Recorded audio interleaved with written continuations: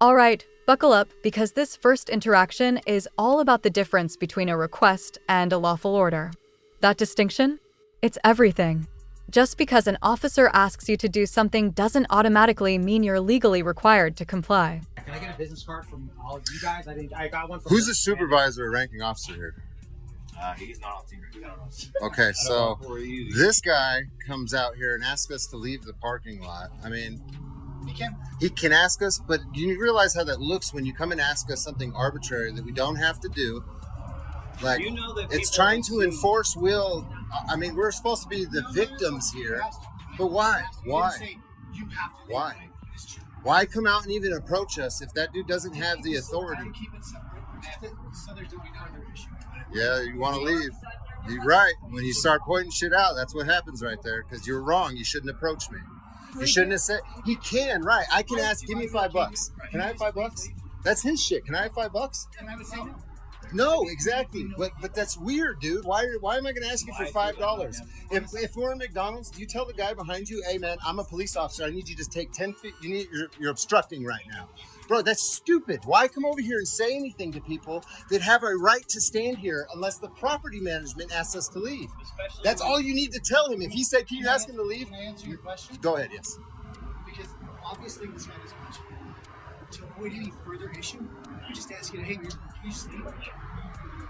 You can totally say no. Be like, no, I'm not gonna do that. Okay, cool. I get it, but and as long as you stay separated, it's not even big. But listen, you guys get a lot of calls when videos get put up on the internet, and it's because of little things like that. Like, that's what I'm trying to tell you. That shit, people don't like. I'm a grown ass man, dude. I don't. This is actually a powerful point about perception. When someone in uniform approaches you with a gun and badge, most people interpret even a polite request as a command. The legal system recognizes that authority carries weight, and that weight can blur the line between voluntary and coerced compliance. Well, we weren't. You guys were here first. It's an intimidation. You're coming up with we saw you guys here. I don't think I've been intimidating at all. I'm not talking about you. I'm just saying, doing that, coming out to ask. I want this to be just taken care of, and like I said, I advise you guys take care of it. The court, super simple. Yeah. And I just don't want any more. I was hoping we could do it without court, man, because I hate dragging anybody. I get it, but we're past that. We'll let you guys go back to your day. I'm just trying to give you some insight. That little stuff like that is what drives the videos, what drives more people to do this. It seems stupid. Like he can ask you, yes, but that little tiny thing pisses not.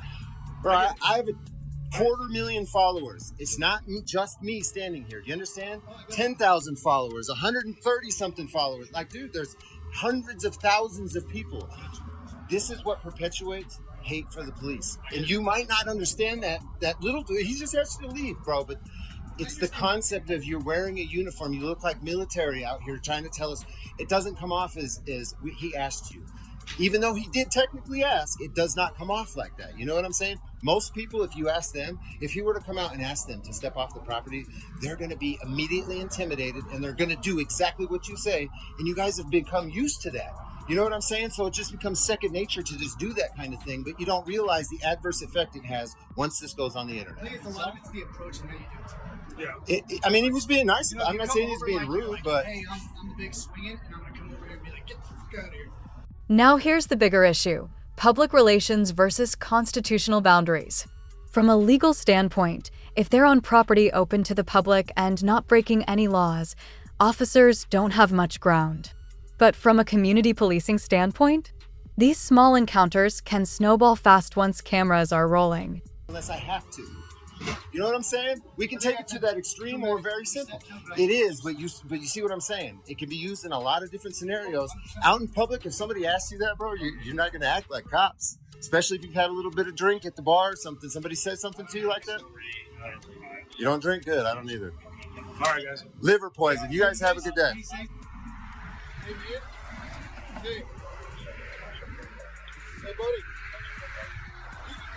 Hey, I don't need your directives. I'm not committing a crime. Stay away from me. Don't walk towards me. Stay away from me. You don't get to pick where I stand in public, buddy. Get away from me.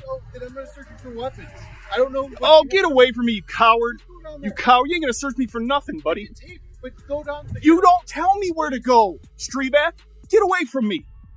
Go over there with your buddy. You see how he's smart enough not to say... Okay, tone shift. Second interaction, and immediately we see escalation.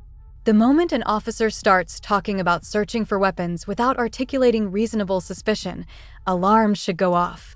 You can't just frisk someone because you're uncomfortable. There has to be a lawful basis.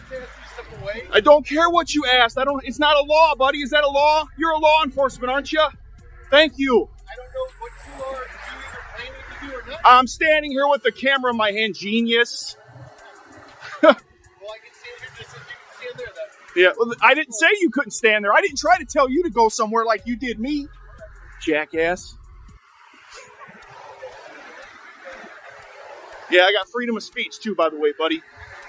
Yeah, I know you know, and you look at your disdain towards me because you can't stand it. Yeah. Proper would have been leave me alone when I walk up to you. That's would have been proper. That's why the public can't stand you scumbags. Always trying to tell people what lawfully they can and can't do. I said you could tape, just scoot it down. I don't need your permission, though. That's where you're wrong. Giving me permission to tape, I don't need it from you. The Constitution of this great place gives it to me. So, okay, here's another one, and I'm not giving it to you. I'm asking you to quiet down. Stop screaming and yelling. Bud, I can protest anywhere I want and be as loud as I want. Right, you can protest. Exactly. So let's be quiet now, sir. Okay, stop screaming and yelling. Number 63. This is my normal voice, buddy. This is my normal voice. Here's where First Amendment protections collide with disorderly conduct concerns. Yes, you can criticize police. Yes, you can record them. But volume, proximity, and context sometimes matter.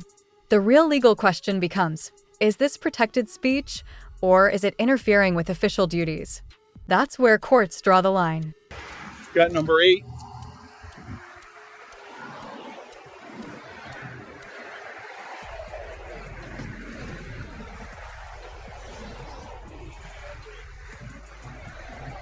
What's your name and badge number? Okay, if they can just get somebody with a license. I already know who you are. You don't need to identify yourself. Just don't walk up on us. I'm not telling you again. Don't walk up on us. Notice how this guy's not saying nothing to me? Because he's on the radio, He's man. not saying nothing to me, bro. But you keep on talking. I know you're not. I would never be a pig. Okay, that's Never in my life. You're very disrespectful. There's no difference. So are you by telling me what to do as soon as I walked up.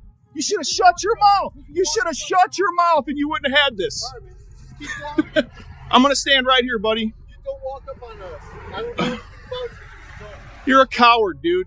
You shouldn't be a police officer if you're scared of people walking up on you. And this right here is the full circle moment. The first video talked about how just asking can feel coercive. The second shows how quickly things escalate when compliance doesn't happen. So I want to know, do these encounters spiral because of ego, misunderstanding of rights, or both? Drop your thoughts below.